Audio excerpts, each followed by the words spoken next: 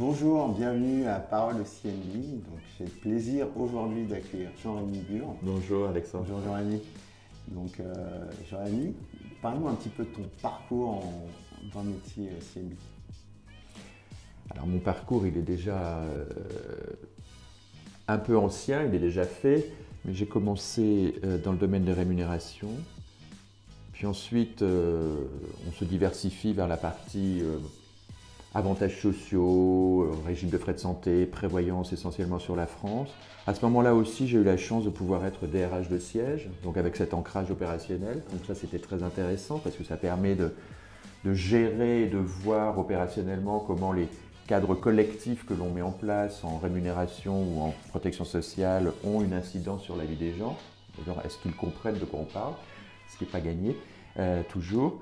Et puis après, la mobilité internationale. Donc, je l'ai fait dans des groupes essentiellement filiales de grands groupes cotés ou groupes cotés, toujours mondiaux. Et quand je dis mondiaux, avec des phases historiques, soit une phase d'internationalisation, et là il faut construire, il faut mettre en place analyser des régimes et voir si ça a du sens par rapport à une stratégie groupe. Ça, c'est plutôt la phase d'internationalisation, d'acquisition. Et puis, chez Total, c'était un groupe par nature complètement international et mondial. Donc là, les problématiques sont un peu différentes. Mais donc et puis j'aurais dû parler du troisième pôle, je ne sais pas si je l'ai mentionné, la mobilité internationale, puisque rémunération des dirigeants, comité d'RM, avec toute la gouvernance qui devient évidemment de plus en plus prégnante et sensible. Et puis les avantages sociaux qu'on est en train de pousser depuis 10 ans, je pense, parce que c'est plus optimisé fiscalement, c'est plus intéressant aussi en termes d'engagement, de rétention. Quand c'est bien expliqué, encore une fois, je fais toujours très attention à la pédagogie des régimes et du support qu'on peut mettre en place au bénéfice des salariés. Parce qu'un régime, aussi bien fait soit-il, aussi bien designé soit-il, aussi bien assuré soit-il, il faut pouvoir l'expliquer, il faut que les gens voient what's in it for me, quoi, comme on dit dans les pays anglo-saxons. Puis la mobilité internationale, j'ai connu la phase où on partait avec des packages absolument somptueux. Ouais. Et là, il a fallu changer de paradigme et à un moment donné, revoir la voilure, réduire, se dire que puisqu'on était un groupe international, il y a eu deux facteurs. Il y a eu déjà faire venir des non-français au siège, favoriser la mobilité des autres cadres ou salariés des filiales. Et c'est absolument normal dans une politique de diversité et de gestion des carrières. Donc ça, c'était plutôt très intéressant à faire. Mais on est confronté à des aspects fiscaux, interculturels, enfin tout ça est très connu. Mais le deuxième sujet, c'est évidemment les packages local plus, l'évolution des politiques régionales. Et donc tout ça fait que ce pan-là du Compenben est tout à fait passionnant. Combien d'expatriés vous aviez et de personnes en mobilité? Alors là, moi j'ai connu des groupes où il y en avait 20, ensuite 200 et à la grande période de Total, il y en avait 4500. Donc c'était absolument significatif. Okay. Comment, pour ton parcours, tu as vu des situations très différentes. Comment pour toi le Compenben contribue à la création de valeur dans l'entreprise? Le Compenben est un homme de ressources humaines. Donc, il s'insère dans la stratégie qui est définie par le DRH, dont il est normalement et habituellement un très proche collaborateur. Il contribue à la création de valeur en assurant des cadres de gestion collectif, parce que c'est quand même ça, une classification des fonctions, un grading international, des enquêtes de salaire. Donc en mettant des choses qui sont benchmarkées, on assure une certaine gouvernance et on assure un bon pilotage de la masse salariale. Donc on a un rôle qui n'est pas celui de la finance, mais enfin en gros, on contribue à un minimum de bonne gestion. Donc ça, je le souligne. En matière d'avantages sociaux, comme je l'ai dit tout à l'heure, et j'ai participé et j'ai piloté des projets de minimum standard partout dans le monde, eh bien, on a eu des effets excessivement positifs dans certains pays. Et je peux raconter 2 anecdotes. L'une au Brésil où il y avait eu un incident industriel, une enquête des autorités locales, etc. Et ça commençait à monter en gamme. Et les syndicats de l'entreprise sont venus expliquer que l'employeur était tout à fait respectueux, parce qu'avait mis en place des régimes de frais de santé et de prévoyance au bénéfice des salariés, qu'on n'était quand même pas des exploiteurs du peuple à l'époque, et donc ça a eu un effet tout à fait... alors ce n'est pas la seule, c'est pas ça qui a apaisé la gestion de la crise, mais ça y a contribué. Et l'autre exemple, ça serait en Chine ou en Asie, au Vietnam, Asie du Sud-Est, où on avait mis en place dans une autre entreprise des régimes de frais de santé et de prévoyance minimale pour assurer des capitaux décès, avec toujours cette volonté d'expliquer aux salariés très jeunes dans ces pays que la prévoyance était quand même important pour eux et que les frais de santé, ma foi, ça pouvait aussi garantir un développement familial ou contribuer à leur propre développement d'ailleurs. Et en 2 ans, on a vu le taux d'engagement dans les enquêtes de satisfaction ou dans les engagement survey prendre 10 à 15 points sur uniquement les questions relatives au compenben, les conditions, les avantages sociaux, etc. Donc on contribue de la valeur de manière, je ne sais pas si elle est directe, mais en tout cas elle est très sensible pour avoir des politiques d'attraction ou de rétention. Et évidemment, le point majeur aujourd'hui, c'est de se dire « mais qui je gère ?» Parce que les cadres collectifs, c'est bien, ils sont tax qualified, pas tax qualified, enfin il y a toutes évidemment les réglementations à prendre en compte, mais à qui je m'adresse? Et en fait, on a des problématiques d'intergénération aujourd'hui, qui peut-être étaient moins présentes ou moins prégnantes autrefois. Et donc j'ai des gens plus âgés qui restent et qui font des carrières peut-être un tout petit peu plus longues qu'autrefois et qui ont des problématiques de retraite ou de revenus de remplacement. Et j'ai des jeunes ou des nouvelles générations qui à chaque fois elles changent de lettre de l'alphabet, qui elles sont plutôt individualistes, plutôt très digitales et demandent des offres de services plutôt à la carte. Donc comment je gère dans un cadre collectif des solutions ou un delivery model qui doit s'ajuster?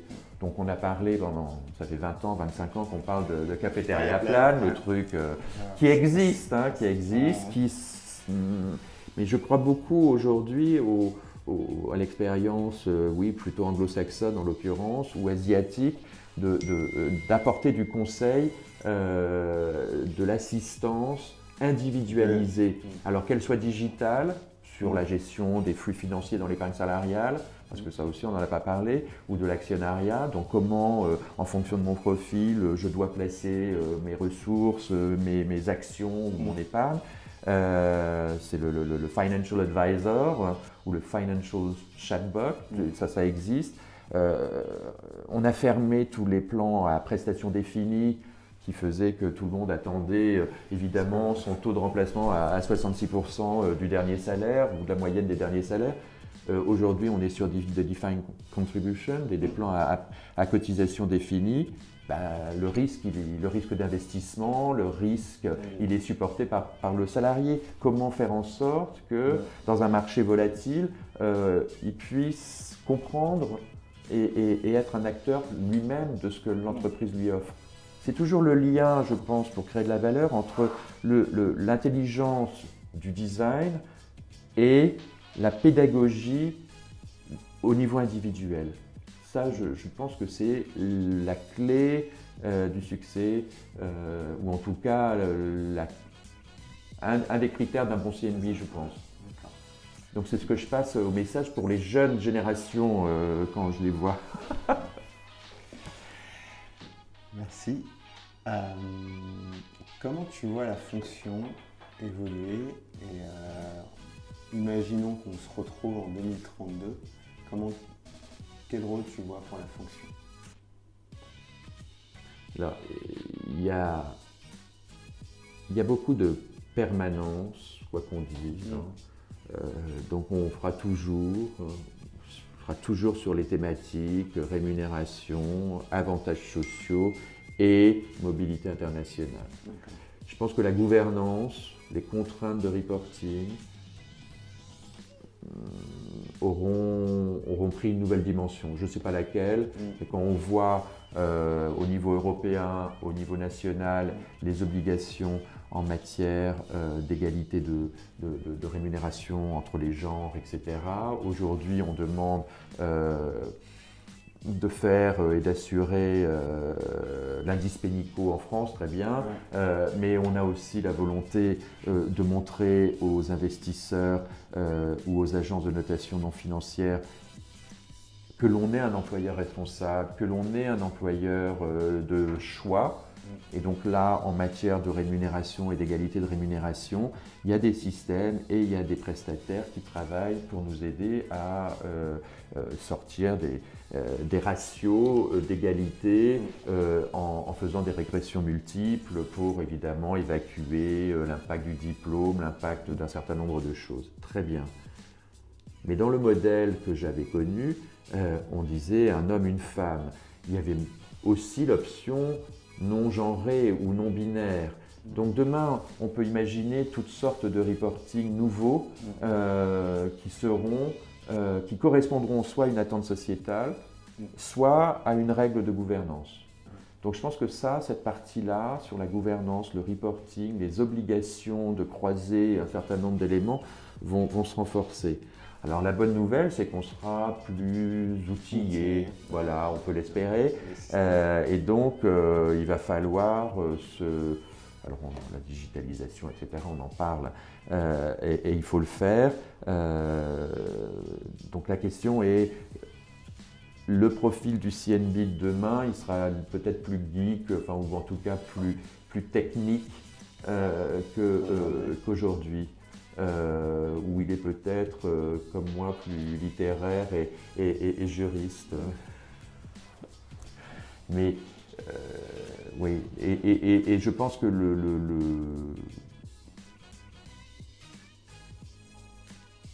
service encore, tout ce qui est services digitaux et peut-être figitaux, parce que à un moment donné, répondre à un chatbot ou suivre un process digital, c'est sympathique, mais c'est peut-être pas ce que les gens veulent.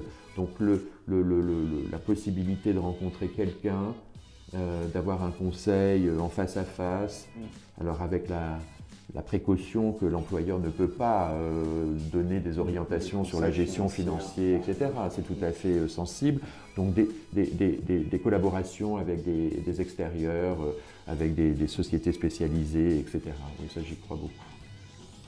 Donc ça c'est le métier de demain, il sera un peu plus dans le partenariat externe, il sera évidemment plus outillé et digitalisé. Il sera peut-être plus recentré aussi pour les directeurs Compenben sur des problématiques de reporting et de gouvernance. Ça, qui se font jour, hein. C'est déjà le cas, mais je pense que ça va se démultiplier. Et après, la vraie question, c'est on est dans un corporate ou on est dans un groupe, soit français, soit étranger. Il faut connaître et il faut pouvoir comprendre les problématiques locales, parce qu'on n'a pas de normes IFRS en matière de gouvernance encore, même si l'Europe met des guidelines. Donc autant il y en a sur les avantages sociaux, autant sur la rémunération et les aspects de gouvernance. On a le droit français quand on est en France, mais les conseils ou les comités des rémunérations et des nominations vont vouloir sans doute aller un peu plus loin pour connaître et guider et élaborer la stratégie aussi pour un certain nombre de gens, bien sûr. Jean-Rémy, si j'étais un jeune CMB qui débute dans le métier, qu'est-ce que tu me donnerais comme conseil?